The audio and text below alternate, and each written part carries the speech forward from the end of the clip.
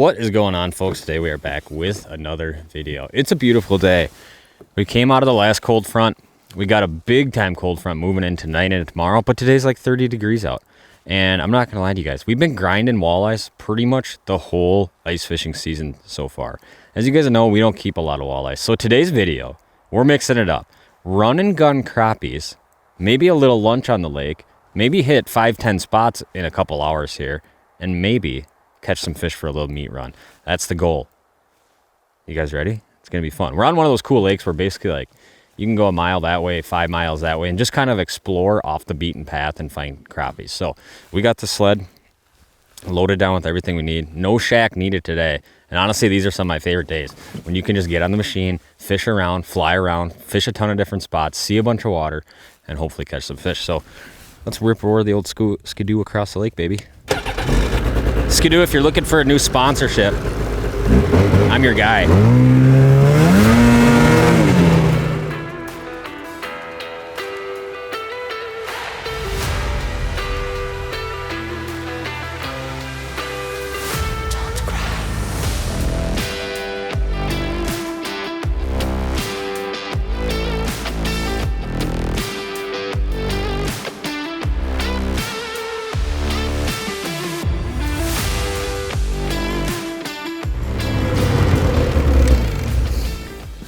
Spot number one. Fishing a lake, kind of big flowage system, and we're looking for little pinch points in river channels, little deep spots in river channels, you name it, maybe brush near a deeper pocket, something like that. And we're gonna let the old Eskimo sing today, baby. That is the goal. Punch a bunch of holes, look around with Mega Live, see what we see, do a little harvesting.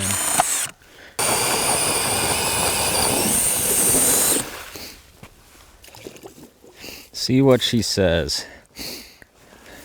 We're getting some serious ice this year. I was on a really big lake that didn't have much ice the last couple days, but this is the brand new TKI CNC carbon fiber pole. Now, one of my favorite things about this is I'm obviously set up for like 6 inches of ice, which is I was on the last couple days, but simply you can extend it like that, get it down below deeper ice, and cinch her back down, and we will see what we see. And look at that right off the bat. You landed close to him. That's what we're looking for. Some right under me, actually. There's another good pot of fish right there. I mean, that's kind of what we're chasing right there, I'd say, huh, Mitchell? I'd say. So 50 feet that way. Now, it's a real tempting to just be like, all right, I'm going to go drill a hole there right now, right? What I like to do is just spend a couple of minutes sitting here. So there's a big wad out that way, about 80 or 92. Sit here for a couple minutes, because a lot of times right when you pull up and drill a hole, you kind of spook those fish a little bit. So once you sit here for like 2-3 minutes, you'll kind of see where they center up and then go drill your holes that you're going to run around in.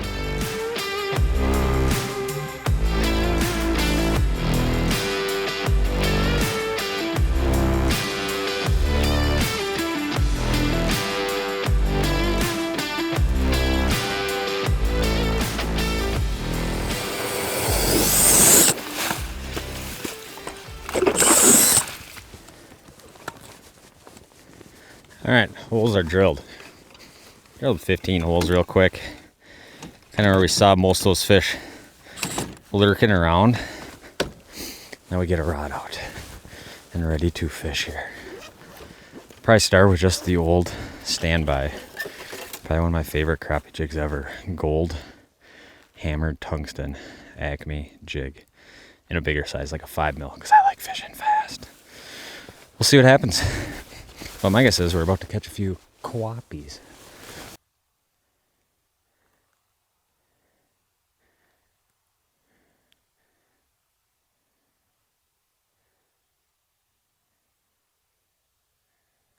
Flying. On. Right there, boys. Number one of the day. Came right out of the first school we saw. Nice crappie right there. Nice crappie right there. And that is what we're here for, baby. Whole bunch of slapperooskies. I think we're just going to get the keeping done right off the bat. Now, I love doing a lot of like fish tacos. And to do fish tacos, you only need about like 5 fish. So a nice like 10 and a half, 11 incher like that is going to be perfect for what we are after. And like a lot of crappie schools, they leave you about as quick as you find them.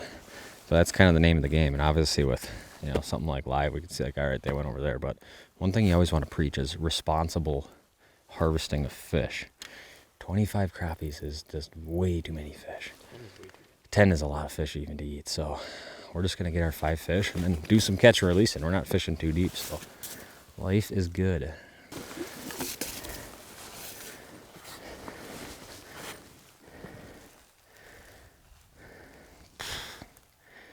The mother load's over that way. No, it's doable if they come a little closer.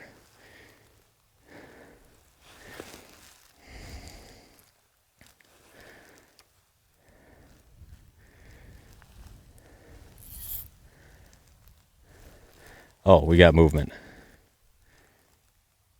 Slack line, baby, slack line. We got him. Does it ever get old? Feeling like a nice fish here too. Oh yeah, look at that one. Beauties. This is Mitchell's favorite thing in the world to do. So at some point, after I get my 5, I'm going to flip the camera over and let Mitch catch a few. Look at that though. Perfect eating fish right there. 11-inch fish. There's more on the screen below me here. See if we can descend the depths quick enough.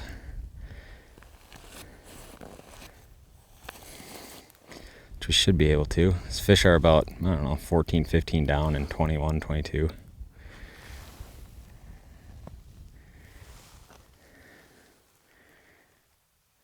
A little bit off to the side of me.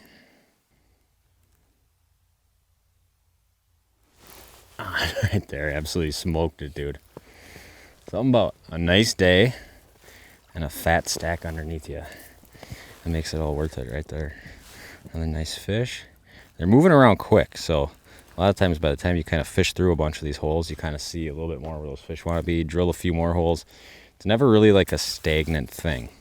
There's the smallest one I've caught so far today, but good rule of thumb, in my opinion, on keeping fish. I'm no biologist or anything like that, but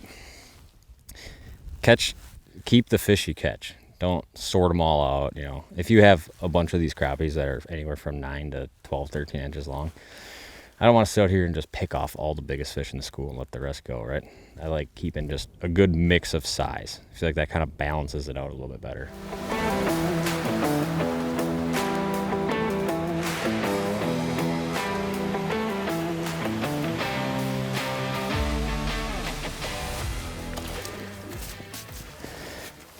Oh, there's a school.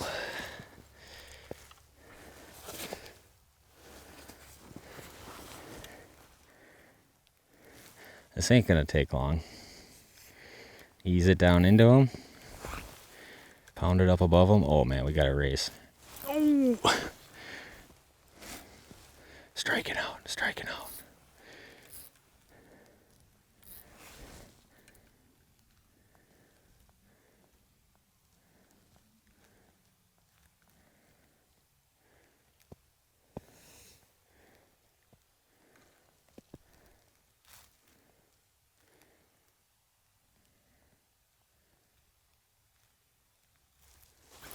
On right there. That's feeling all right.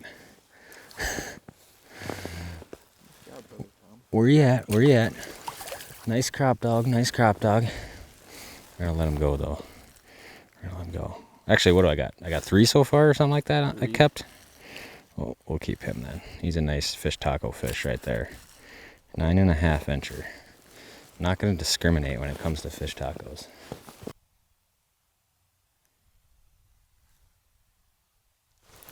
On right there. Right there. Once you finally run them down, get enough holes going on, there's plenty to catch. And it is so nice after the last couple weeks to see a bunch of real warm days in a row like this, or at least one warm day in a row where you can come out and just hole hop around outside. It's been an interesting winter. We've had real winter has definitely come back on the ice. There we go. We're limited out. Limited out with 5.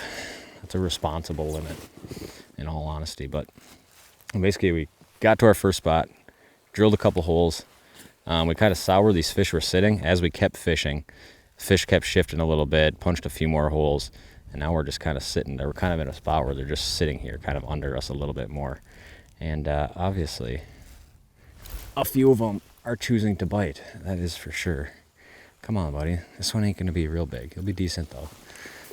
Get you untangled. This is obviously the downfall of fishing with a big, giant mega live pole in your hole. But the advantages often outweigh the disadvantages. There's the smallest one right there. On, right there. Picking them off, baby. Picking them off. To be honest with you guys, I am getting a little bit stir crazy on fishing the spot. We've been here for a combined total of about 30 minutes now. I like to run. You gotta spread your wings and run around a little bit. And it's kind of what we came out to do. See a bunch of water, catch a bunch of fish. We already got our keeper fish off spot number 1. So now we're dealing with house money and we can go play around. One more, just because I got this stack under me. How about that? A lot of times you get down to the top of that school and I like to ease it down like that last 5-6 feet. And it seems like a lot of times the fish like that little falling cadence.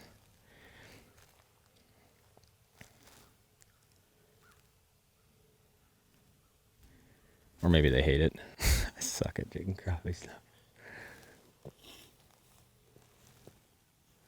Oh, flying. Oh, that's going to be a good one. Just absolutely hammered it. Look at him. What is going on here? He's a bluegill? No, he's a crappie. You ever seen a crappie run like that? Yeah, just digging around, almost like a bluegill. You know, bluegill, you get that saucer pan. Just the rod's doing that. This crappie thought he was a bluegill. Nice fish right there, though. Nothing wrong with those, especially when they're eating that gold jig like that. It's about as good as it gets. Trick, if you get deep hook panfish, take the line, low pressure on it. All you got to do is just run your finger right down that line, pop it backwards, comes right out every time. Just like that right there. Beautiful crappies on a beautiful day. See you later, dude. You get a free pass. We already got our fish.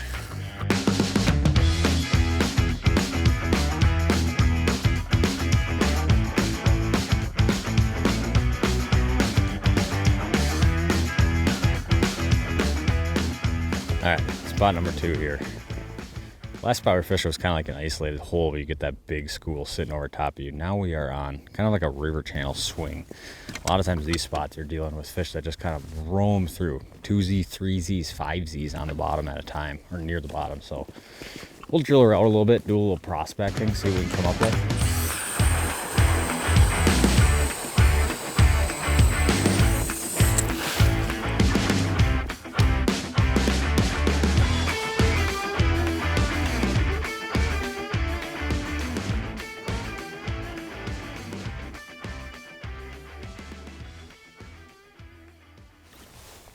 Right there.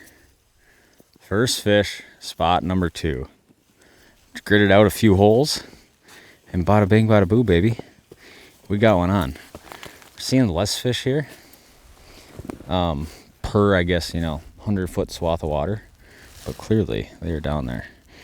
We'll get them popped off here. Not a big one. Not a big one. Nice little crappie, though. We already got our fish to eat. See you later, dude. Get back down the hole. There he goes. A lot of times on these kind of like real roaming individuals, fish here, fish there, you can run around and chase them with the live and the magic wand, but honestly, if you just park yourself in one hole where you kind of consistently see fish moving through, you're going to catch them about the same as somebody running down a fish or 2 at a time. So we might just sit in this hole where it seems like they're kind of semi-abundant and wait till the next one swims through. All right, winter crappie location. Kind of changes. I mean, real clear lakes with a really deep basin. A lot of times we fish a lot of fish in weeds. A lot of times on these stained systems, we catch a lot more fish in isolated holes or river channel areas. Right now we're sitting in a river channel area, and you can kind of see, I can adapt my highlight here. So right now we're looking at the Hummingbird Lake Master chip in here.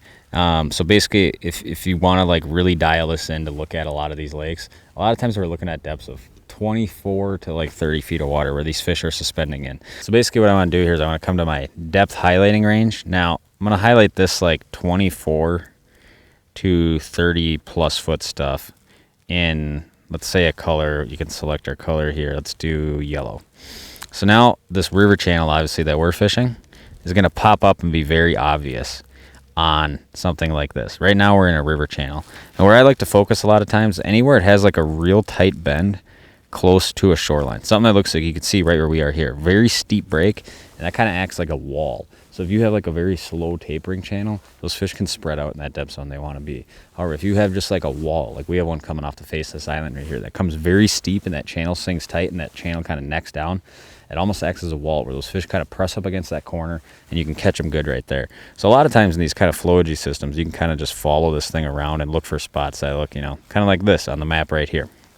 Now, the other kind of spot in which we fish a lot might be some kind of isolated hole, something that looks like this. You can obviously see all shallower water around it, and then a much deeper hole right in the middle here. Those are going to be like real soft bottom areas where you get a lot of bug life in the winter, and those crappies a lot of times sit up high, all packed together, roaming around. So if I'm coming out to a lot of these flowage systems basing or winter crappie fishing, I'm looking for a couple of different things. One, the tight river channel edges where it really cinches down. The other one would be deep pocketed holes. Obviously, if you have something like forward-facing sonar, it can obviously make a big difference, but obviously we've been doing this for years without it. Without it, you just end up drilling a bunch more holes and going around checking them a lot more frequently. So that's our plan of attack, is we kind of bomb around today, hit a bunch of different spots looking for fish. He's coming.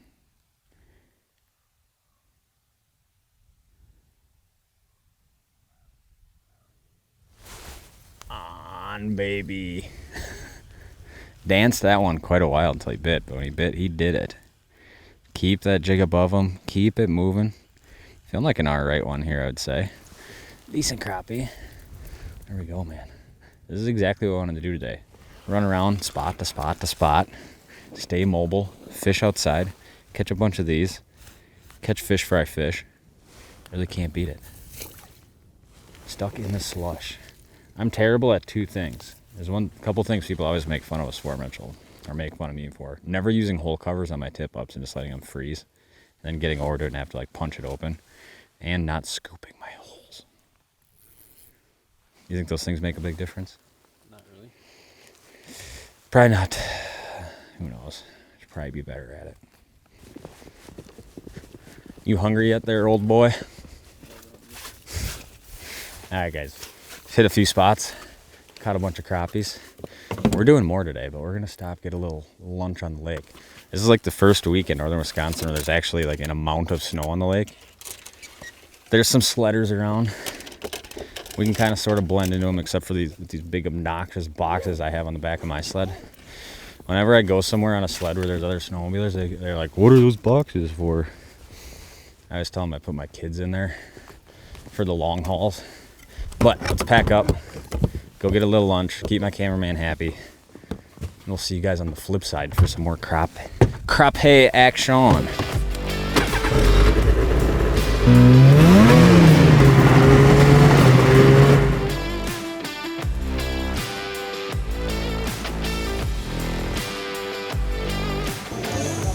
Let me enjoy this, cameraman. We got lunch. I normally don't do this. Peanut butter bacon burger, a beer, chips, pickle, and back to the action. Mitch, I don't know if you noticed, but one of these snowmobiles looks different than the other snowmobiles. Yeah, it looks like we got a snowcross racer here. One's got big, ridiculous boxes and an auger on the front. The rest all look cool. Of course, this one's got to be ours, you know. Well, lunch was incredible. It was a good little break. We're piecing together just a primo day right now. Beautiful weather, catching fish, lunch, a beer. Now we're back to crappies, so stay tuned.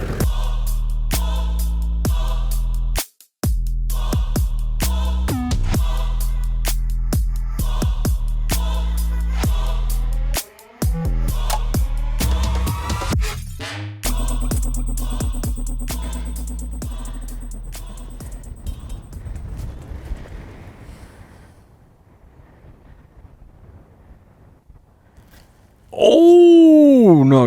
Hold the phone. Hold the phone.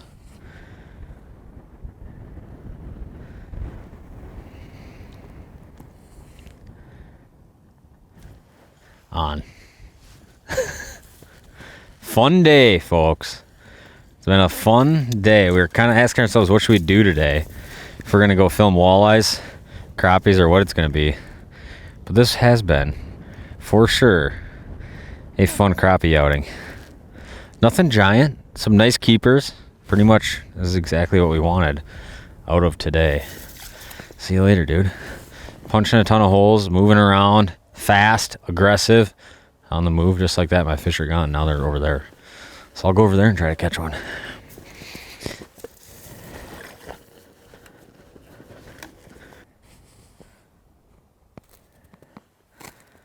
You can't just touch it, dude. You got to eat it. On. If you guys want to make crappie fishing fun again, purchase yourself the Elliott Rods 42 noodle. Some of these are not at all big crappies. Some of them are nice, but a lot of these ones are like, 9 inches like that. The Elliott 42 noodle makes crappie fishing fun again. And that's coming from a walleye guy who all he does is try to catch walleyes all the time. So that's saying something. All right, guys, rods I am fishing with. This is the Elliott Evolution. This is a 42 noodle. Now, there's basically 2 kinds of crappie rods. One would be called like a quick tip-ish kind of rod.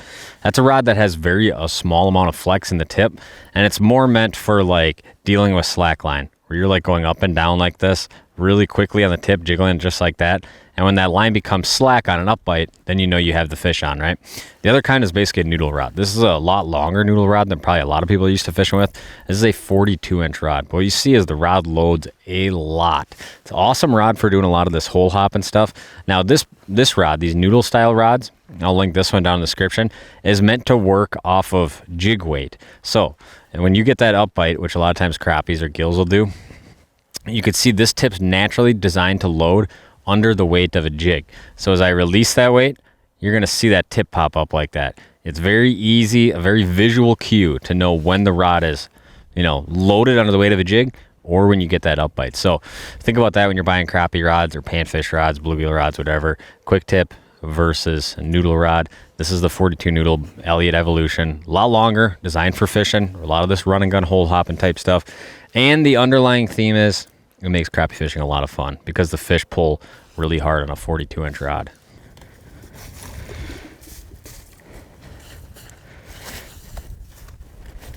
Ooh. On. That's feeling nice. That's feeling nice. Just digging like crazy, dude. Digging like crazy. We're all wrapped up, though. We're all wrapped up. We're still wrapped up.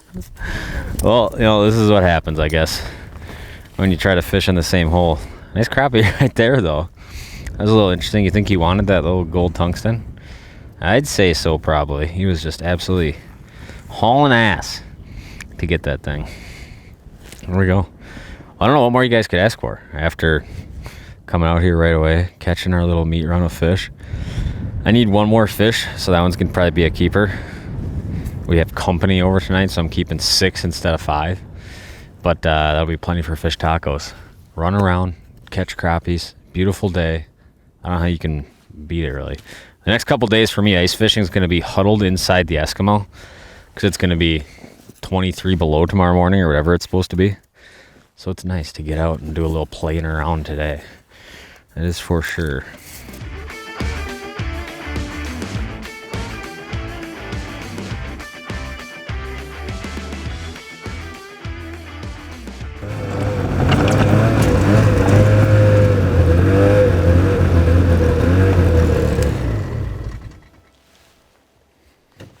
You filming for an outro? Is that what you're asking me for? Well, folks, it was a fun day. We spent so much of our ice season just giving her hell on the walleye front. Needed a nice little relaxing afternoon. The weather lined up. We got some snow on the lakes now. We can bomb around. And fished 4, 5, 6 spots, something like that. Found fish in a few of them. Caught plenty of fish. Got a fish fry. It all checks out. That's kind of like the recipe to a good day right there. Starting with good weather that's not 23 below. But hopefully you guys enjoyed watching it. Wanted to kind of mix it up. Throw in a little bit of crappie content. We don't do too many of these crappie videos anymore. There's places we probably could have gone and got on like a night bite for much bigger crappies. but something about the run around daytime assault plus get a little lunch sounded fun. So hopefully you guys enjoyed watching this. Not sure when this is going to go live, probably Sunday, but have a great weekend. Hopefully you guys are being safe, catch some fish in the ice, and we'll see you guys on the next one.